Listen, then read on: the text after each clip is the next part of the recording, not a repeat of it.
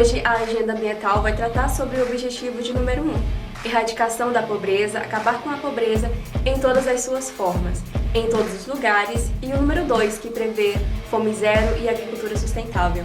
A intenção é acabar com a fome, alcançar a segurança alimentar e melhoria da nutrição e promover a agricultura sustentável. Mais da metade da população brasileira, 116 milhões de pessoas, vive com algum grau de insegurança alimentar. Ao menos 19 milhões estão passando fome, situação agravada pela pandemia e pela crise econômica do país. Os dados são do levantamento da Rede Brasileira de Pesquisa em Soberania e Segurança Alimentar e Nutricional, da Rede Pensão. No Brasil, há 63 milhões de pessoas vivendo com menos de R$ 455 por mês. Outras 20 milhões de pessoas vivem com menos de R$ 157 por mês, são as em situação de pobreza absoluta. Há 3 graus de insegurança alimentar: o leve, o moderado e o grave, que acontecem pela preocupação em não ter o que comer, pela falta de acesso pleno a alimentos até a fome de fato. Explica a professora Ana Lúcia Pereira, professora do curso de Direito da Universidade Federal do Tocantins, que estudou os efeitos da insegurança alimentar no quilombo de Mombuca, no Jalapão, região turística do Tocantins. Vamos acompanhar tópicos do trabalho de doutorado da professora Ana Lúcia Pereira. A pesquisa se transformou num livro, Famílias Quilombolas, Resistência e Nutrição na Comunidade Mombuca Tocantins, editado pela Paco Editorial. Participaram da entrevista as alunas Isadora Almeida e Itra Corrêa. Vamos ouvi-las? Seja bem-vinda, professora Ana Lúcia, tudo bem? Eu queria que você começasse falando qual a sua relação com o povo quilombola e como surgiu a ideia do livro. Olá, é um prazer estar aqui com a Isadora e Ítria. Isadora, as comunidades quilombolas aqui do Tocantins sempre foram, eu estou aqui no Tocantins há 19 anos, e desde quando eu cheguei eu estive preocupada com a situação das comunidades quilombolas, porque eu fazia parte de um conselho que se chama Conselho Nacional de Segurança Alimentar e Nutricional. E esse conselho trabalhava a questão da segurança alimentar e nutricional das populações negras. E a gente chamava de populações negras, tentando diferenciar os negros que moram na cidade, que são os negros urbanos, diferenciar os negros que são das religiões de matriz africana, que eles têm uma alimentação diferenciada, e os negros que são das comunidades quilombolas, por conta de estar numa zona rural e de difícil acesso. Então, como a Fundação Cultural Palmares, ela estava naquele período, que nós chegamos aqui em 2003, buscando certificar as comunidades quilombolas, então eu queria conhecer essas comunidades. Na época, quando eu comecei a me interessar, nós tínhamos apenas 15 comunidades quilombolas reconhecidas aqui no estado de Tocantins. Foi quando eu conheci a tua cidade, que o encontro em que foram certificadas essas comunidades aconteceram em atividade. Professora Ana Lúcia, a gente acompanhou aqui no Tocantins, no final do ano passado, esse processo de concessão do Parque Jalapão. Eu queria saber da senhora, enquanto pesquisadora, quais são os impactos que essa concessão causaria para as comunidades tradicionais aqui do Tocantins. Essa região, ela sempre foi desejada pelos empresários do estado. Ela é desejada porque é uma região que ela facilita o turismo, No entanto, ela residem famílias, Por isso que o título do meu trabalho é Famílias Quilombolas. São famílias que moram nessa região. Nós temos áreas de preservação ambiental. E essa preservação, a gente preserva o cerrado, mas também preserva a modo de vida dessas famílias, preserva também os animais, E os rios, porque são rios assim que têm uma situação assim de não ter sido ainda tocado, poluído, Então essa região é muito bela. Então sempre foi bastante desejada, e nesse trabalho a gente percebe que a criação do Parque Estadual do Jalapão em 2001, ela já foi criada sem respeitar essas comunidades que vivenciavam, que vivem nessa região. Então, o impacto seria justamente a gente violentar a forma de vida dessas comunidades, pelo fato também de ser lugar que ainda não foi muito preservado no sentido de saber como que o solo ele se mantém como preservado, toda a parte geográfica, geológica, né? Então, a ida e vinda de carros, principalmente pessoas, então a gente poderia causar uma poluição para essa região. As pessoas, quando a gente percebe que os visitantes vão, nós, né, a gente usa tudo descartável, né? E as pessoas entram com seus lixos para esse local, ela não vem com o lixo. Então ela deixa todo o seu lixo nesse lugar, né? E para além disso, há um desejo de criar, de construir hotéis, né? De estabelecer relação com pessoas que efetivamente não têm um conhecimento da região. Então, nós acreditamos que não seria bom para a comunidade que essa região fosse explorada pela iniciativa privada. Nós acreditamos que se houver um governo que respeite a comunidade, tudo tem que ser feito a partir da forma de vida da comunidade e também com uma mudança do que vem a ser desenvolvimento. A gente precisa entender o que é etnodesenvolvimento. Porque essa perspectiva que as pessoas têm de que desenvolvimento é progresso, que desenvolvimento é consumo, que desenvolvimento é destruição da natureza, isso não convém nem para as comunidades e nem para nós, tá? Porque às vezes a gente acha que são comunidades que estão distantes de nós, mas na realidade, todas as vezes que a gente violenta um espaço que é tradicional, a gente está violando o nosso próprio espaço. Que os povos tradicionais sempre tiveram aí, né, na perpetuação do bem-estar, do bem-viver, né, dos territórios, da sua terra. A relação dos povos tradicionais com a terra é totalmente diferente, né, professor? O que eu acho interessante é que as pessoas não compreendem que se aquela região está preservada, é porque aquela comunidade está lá, né? Porque à medida que a gente, que o homem, que a gente coloca, entre aspas, moderno, ele entra, ele vai destruindo todo o espaço. Então, só é preservada, só é bela, tem todo aquele potencial turístico, porque aquela comunidade esteve ali preservando. Então, é isso que é importante a gente saber. Muito bom. Professora, falando de comunidade, a comunidade Mumbuca é uma comunidade tradicional, né, que é formada por quilombolas e indígenas. Queria que a senhora falasse um pouco qual o modo de vida lá da comunidade e como foi sua experiência em loco. Nossa, é muito interessante isso. Então, são 38 famílias, né, que vivem nessa comunidade. Elas consideram que ela tem uma origem comum. Essa comunidade, então, as famílias, essa mistura, né, dos indígenas com os afrodescendentes. Então, tem uma população que vive de forma, quando a gente fala sobre a forma das suas casas, né? Então, a gente tem a preservação da forma tradicional, das casas tradicionais, né? Eles plantam, né? Então, quando eu vou descrever aqui no meu trabalho a questão da agricultura, a agricultura tradicional, a roça de toco que eles fazem, a plantação, quando a gente acompanha a forma como eles plantam, é diferenciada. A alimentação, né, quando a gente acompanha a importância da mandioca, da forma como eles trabalham a mandioca, como eles fazem a sua tapioca, né? Tem também a questão cultural, no que tange a questão da festa, né, que eles fazem o Capim Dourado. Então, a comunidade ela se destacou justamente por conta de que descobriram no Capim Dourado uma forma de sobrevivência, de fazer o artesanato, poder ter geração de emprego, geração de renda da própria comunidade.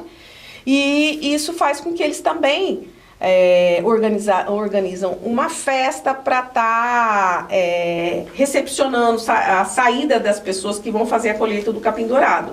Então, a comunidade vive em prol desse artesanato, dessa organização dessa festa, né? E também tem a questão, que eu discuto bastante, essa questão do papel da mulher nessa comunidade, né? Que são grandes lideranças, as mulheres. Lá tem a avó Laurentina, que é uma senhora assim que a gente fala sempre da Dona Miúda, que faleceu, mas a Dona Miúda e outras mulheres também, eu cito aqui a avó Laurentina, que eu convivi bastante com ela, e eu acho muito interessante. Professora, a gente vem de anos difíceis, né? Aí agravados pela Covid-19, e a gente sabe que os povos tradicionais foram muito atingidos. Eu gostaria de saber como é que está a questão socioeconômica, né? Como está aí a insegurança alimentar das comunidades quilombolas do estado do Tocantins. O que nós sentimos bastante é que o processo de vacinação, a comunidade quilombola ela tinha prioridade para que eles fossem vacinados, né? Então, a proteção da comunidade, das pessoas não entrarem na comunidade, de ter a vacinação, isso daí tudo, infelizmente aqui no estado do Tocantins foi muito moroso, foi muito difícil das comunidades realmente terem esse direito preservado. E aí, quando a Isadora perguntou da cultura, nós tínhamos ali aquela viola de Buriti, nós tínhamos 2 cantores, né, que destacavam para a comunidade, e um deles, que é o Maurício, ele faleceu com Covid-19, né? Então, é um impacto muito grande por conta de que a comunidade, as políticas de proteção, né, que deveriam ocorrer no período de maior intensidade da doença, elas não atingiram a comunidade. Então, a situação os coloca numa situação de vulnerabilidade ainda maior. Então, é lamentável, né? Mas teve muita mobilização, principalmente da Coordenação Estadual Quilombola, a COECTO, e todo o movimento negro, para que essas comunidades fossem preservadas. Para além disso, nós tivemos na coordenação da Fundação Cultural Palmares, que era o órgão que deveria estar atento às necessidades dessas comunidades, nós tínhamos uma pessoa totalmente despreparada para o objetivo maior da instituição. Que atrapalha, né? Foi um caos. Na garantia das políticas públicas, né, dessa comunidade. Professora, a senhora falou do capim dourado e por estar localizado lá em Mateiros, né, um símbolo do artesanato é o capim dourado. Eu queria que a senhora falasse um pouco mais sobre o papel das mulheres nesse cenário, né, na produção do capim dourado. Foi muito interessante viver com elas, porque é o seguinte, elas fazem tudo e o tempo todo. Então, quando eu falo fazem tudo o tempo todo, elas cozinham, elas lavam, elas passam, elas fazem o capim dourado. Então, quando elas têm o tempo, elas passam a noite, eu passei noites com elas ali, que, vamos supor, que tem uma encomenda para entrega, todas elas se juntam para cumprir aquela meta de entrega daquela encomenda, e se for necessário, passar noites fazendo lá o capim dourado, o artesanato. E uma outra coisa que eu achei interessante, né, por conta do clima, eu fui despreparada, né, fica muito frio lá, assim, à noite, e elas põem uma fogueira no meio da casa mesmo, e fica todo mundo em volta da fogueira trançando o capim dourado. Então, a gente coloca assim que nesse processo também lá, a pousada também é coordenada por uma mulher, o restaurante é coordenado por uma mulher que recepciona os turistas ali. Um restaurante com comida típica e tradicional também é coordenado por uma mulher. Então, nós percebemos assim que elas têm um papel fundamental no processo de funcionamento da comunidade. E também a presidenta da Associação dos Moradores da Comunidade é uma mulher. Então, são grandes lideranças, né? Então, são aí elas têm como ancestral a Dona Miúda, a Dona Laurentina. Então, são mulheres muito fortes. O nosso matriarcado, né, professora? Que nós, mulheres negras, a gente vem de uma outra perspectiva, né? Professora, a gente está aí, né, vendo os conflitos, né, de territórios, principalmente, né, os povos tradicionais, eles sempre tiveram, né, que se segurar através de muita luta, né, aí dos territórios para conseguir, né, viver. Como é que tá no Tocantins essas questões de conflitos de terra para a população quilombola? Como é que está sendo esse enfrentamento? Quais são as medidas de enfrentamento para a permanência da terra? Esse é um grande problema, porque quando a gente tinha uma política voltada para as comunidades quilombolas, uma delas, né, que eu citei, que nós tínhamos processo de certificação das comunidades. Há 10 anos atrás nós tínhamos 15 comunidades, agora nós temos 45 comunidades reconhecidas e certificadas. Então, reconhecer e certificar é um primeiro passo, mas aí você precisa da titulação das terras, né? E aí, o que não caminha? Não caminha para a titulação das terras, né? E o conflito, ele ocorre de forma oculta. Oculta seria o seguinte: teoricamente, as comunidades estão aguardando o título das suas terras, aguardando que o processo ocorra na Fundação Cultural Palmares, né? Mas, na realidade, o que tem acontecido? Há um assédio para essas famílias, para que elas possam vender as suas terras. Esse é um momento cívico aqui na Assembleia Legislativa, onde as comunidades do Jalapão protestam contra um projeto do governo Mauro Carles, que já está aqui para ser aprovado, em que privatiza o Parque Estadual do Jalapão.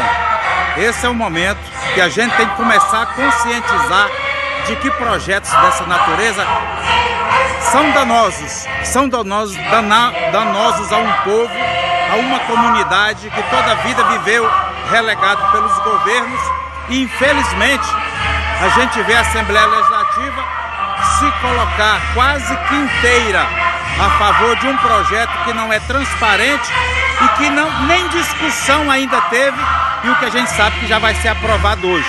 É lamentável, muito lamentável, e eu convoco os tocantinenses, aqueles que lutaram pela criação desse Estado, que está na hora da gente dar um brado contra essas arbitrariedades.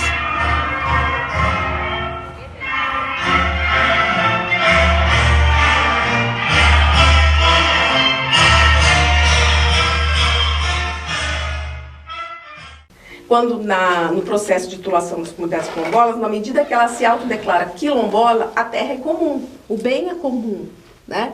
E o assédio das empresas, dos proprietários individualmente, é de que dá um preço por um determinado lote de terra e dividir essas famílias, né? Propor esse conflito. Então, existe um conflito micro, que seria esse assédio para que as famílias se desintegrem, elas não lutem por um território comum, né? E existe um outro que tem a ver justamente com essa questão da área de preservação ambiental, porque à medida que a área de preservação ambiental sobrepõe a região das comunidades, que faz parte do território das comunidades, infelizmente, os órgãos não oferecem um estudo adequado. Então, precisa que tenha antropólogos que façam um laudo antropológico que mostre, demonstre onde são os limites dessas comunidades, ouça as comunidades. E nem sempre esses órgãos têm os profissionais na quantidade adequada e para atender essas comunidades na quantidade que elas são. Nós temos 45 comunidades, né? Então, infelizmente, o conflito ele ocorre dessa forma, que eu digo que ele é oculto. Então, se no ano passado esse debate se tornou público, à medida que havia um interesse de que essa região do turismo fosse ocupada pela iniciativa privada, aparentemente está quieto isso, mas isso não significa que as coisas foram resolvidas. Então, quanto mais o conflito ele é estendido em termos de tempo, é porque, primeiro, para enfraquecer as lideranças, para que as pessoas possam esquecer do que está ocorrendo e sejam pegas de surpresa, e também para que as pessoas possam mudar essa perspectiva, né? Porque a gente fala a perspectiva da importância de nós preservarmos essas famílias, né? E eu falo nós, porque todos os brasileiros e brasileiras, eles também vão precisar viver com espaço, né, de forma adequada.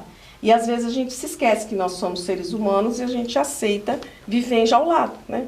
A gente que mora em condomínio sabe o que é, né? E aí a gente se dá o luxo de falar para o outro que usa um espaço grande, que não tem necessidade de todo aquele espaço, quando na verdade a gente não está respeitando as crenças religiosas, as manifestações culturais, a vivência econômica, né, no sentido de como plantar, de quando plantar, do tempo, né? Nós não temos um respeito ao tempo, porque as coisas precisam de tempo. Para plantar, para colher, é a necessidade de tempo. E, infelizmente, o sistema capitalista e a indústria, ela desrespeita todas essas regras que elas são naturais e têm a ver com as nossas próprias vidas. Aproveitando esse gancho, professora, a gente sabe que a gente precisa de um Brasil soberano e a alimentação soberana é fundamental, né? A gente não pode pensar o mundo sem essas especificidades. Eu vejo que no seu livro a senhora traz muito a questão da insegurança alimentar dentro dessas comunidades. Eu gostaria de saber quais são os impactos na saúde, né, dos povos tradicionais dessas comunidades trazido pela falta da segurança alimentar. Eu acredito assim, primeira coisa a gente compreender que segurança alimentar é você comer aquilo que faz parte da sua cultura, você comer em quantidade adequada e no tempo adequado. E quem vive em situação de insegurança alimentar são as pessoas que comem aquilo que não faz parte da sua cultura, que ela não tem certeza absoluta se ela vai ter comida na casa dela. E eu falo comida na casa porque todos nós aqui, pelo menos, estamos acreditando que nós vamos jantar hoje, né? Então a gente fala, vamos correr, tô com fome. Mas nessa palavra, assim, para nós, a gente nem sabe o que é, porque a gente sabe que vai chegar, vai abrir uma geladeira e vai ter comida. As famílias que vivem em situação de insegurança alimentar, os chefes ou as chefes de família, elas não têm certeza se elas vão comer à noite e elas não têm certeza se o dinheiro, o salário que elas recebem, vai ser o suficiente para sobreviver até o final do mês. Porque a ideia de salário é você viver 30 dias com aquilo que você ganha. Então, as famílias, elas vivem numa situação de insegurança alimentar e nutricional. No caso específico de soberania alimentar, é um país conseguir produzir aquilo que ele realmente precisa. Então, quando a gente está falando agora da guerra da Ucrânia e que a gente vê que os países dependem da Ucrânia para cereais, por exemplo, né, quer dizer, então o país ele não tem uma situação de segurança alimentar, porque ele não tem aquilo que de fato ele precisa, que sua população precisa.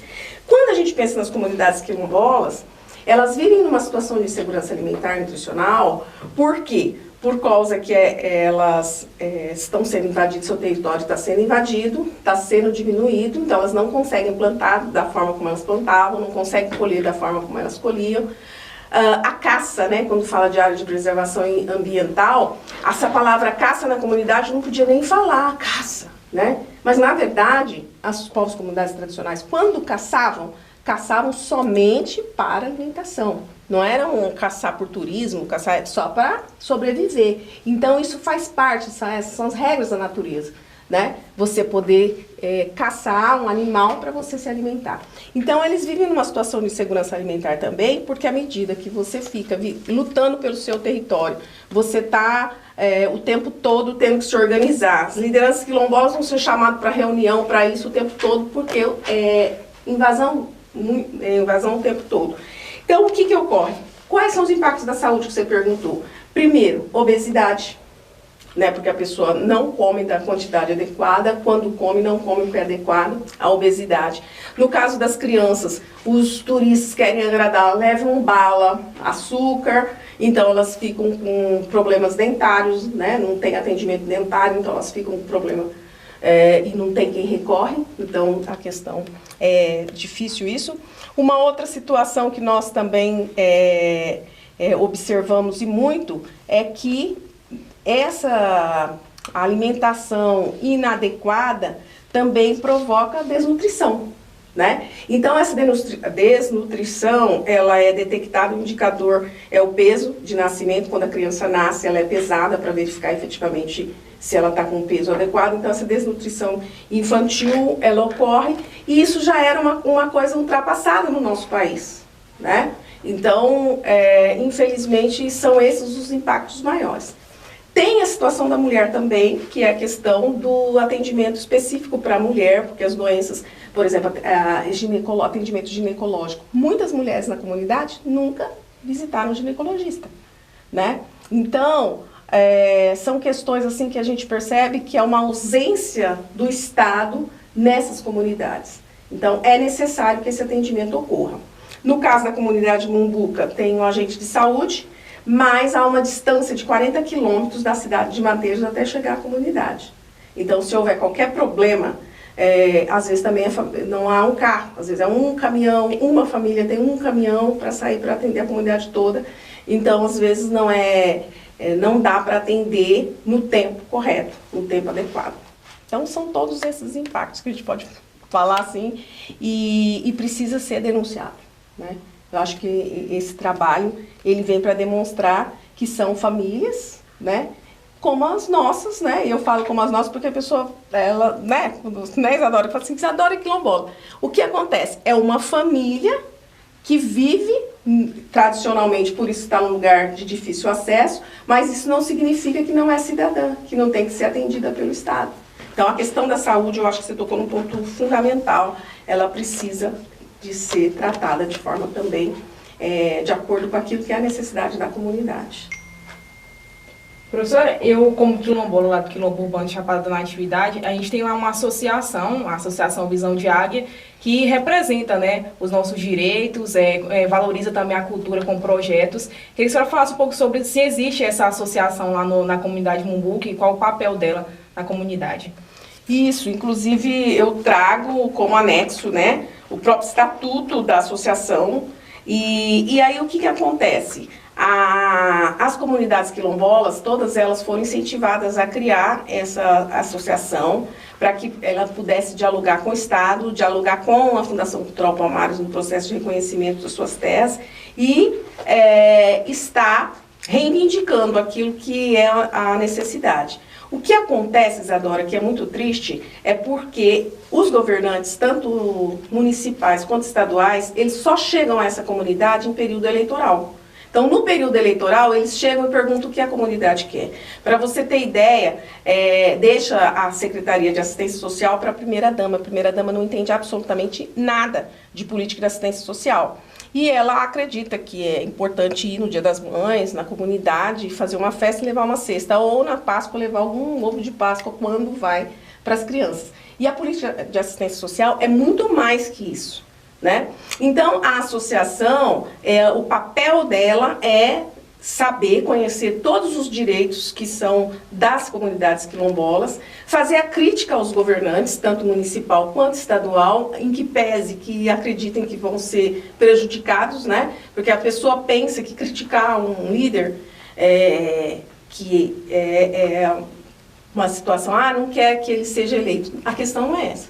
Nós temos o nosso direito ao voto para que a pessoa exerça o seu papel, ou seja, cumprir as políticas públicas, porque nós pagamos impostos, eles pagam impostos. Então, a associação tem esse papel, a comunidade tem a sua associação, mas sempre lembrando da distância que a comunidade está do município de Mateiros, né? E também da dificuldade de acesso ao conhecimento dos seus direitos. Porque, às vezes, a comunidade não sabe, a associação não sabe efetivamente quais são os seus direitos. Então, eu acho que é muito importante que a gente esteja dialogando, né? E sempre eu coloco sobre uma das coisas que eu acho interessante, que é o UFT, ela avançou, de ter cotas para alunos quilombolas. Porque quando eles estão aqui, eles conseguem saber quais são os direitos das suas comunidades e voltar e dialogar com essas associações. Inclusive é muito importante isso, porque eu entrei aqui pelo sistema de cotas, né? E antes eu não conhecia muito sobre a comunidade, e aqui eu pude conhecer mais, e inclusive meu TCC não tinha nada a ver com isso, era sobre jornalismo esportivo, e é muito interessante mesmo o tema, e meu TCC agora é sobre o quilombo, e foi um papel fundamental, né, na minha vida de estudante. Eu, Isadora, fico muito feliz. E aí, quando eu falo muito feliz, é porque eu sou militante do movimento negro há mais de 30 anos, por isso que eu falo da idade, que eu vejo vocês. E nós lutamos muito para que houvesse cotas para negros na universidade, lutamos muito para que houvesse cotas para quilombolas, porque é o que eu falei para você. Eu, sendo uma mulher negra da cidade, não vou saber a vida do campo. E aí nós conquistamos também que venha a ser quilombos urbanos, né? Porque a cidade envolveu o espaço de vocês. E aí vocês estão dentro da cidade. E, então é muito interessante, né, que as meninas aqui, suas colegas, saibam que você é quilombola. Então eu recepciono os alunos no curso de Direito e eu faço questão que eles se auto-identifiquem. Quem é quilombola, quem é indígena, né? E para que vocês possam estar contando a história da sua própria comunidade. Então tá de parabéns, eu acho que vai ser muito bom o seu TCC. Obrigada, professora. Professora, a gente queria muito conversar mais com a senhora, né, sobre esse assunto. Inclusive, a assistência estudantil, a permanência dos jovens quilombolas dentro das universidades federais tem que ser um tema discutido. Quem sabe a gente não pode conversar mais sobre isso outra vez. A gente queria agradecer a sua presença aqui com a gente e também deixar aqui um tempinho livre para a senhora falar sobre o lançamento do seu livro, quando vai ser, onde vai ser, para nós podermos prestigiá-la. E assim a gente encerra mais um Agenda Ambiental. Bom, esse livro, Famílias Quilombolas, História, Resistência e Luta contra a vulnerabilidade social e a insegurança alimentar e nutricional. Ele vai ser lançado no dia 30 de abril, vai ser das 18 às 21 horas na Livraria Leitura, lá no Shopping Capim Dourado. Todos e todas estão convidados. Vou mostrar minha tradição, meus amigos, eu vim aqui, vou mostrar minha tradição, sou do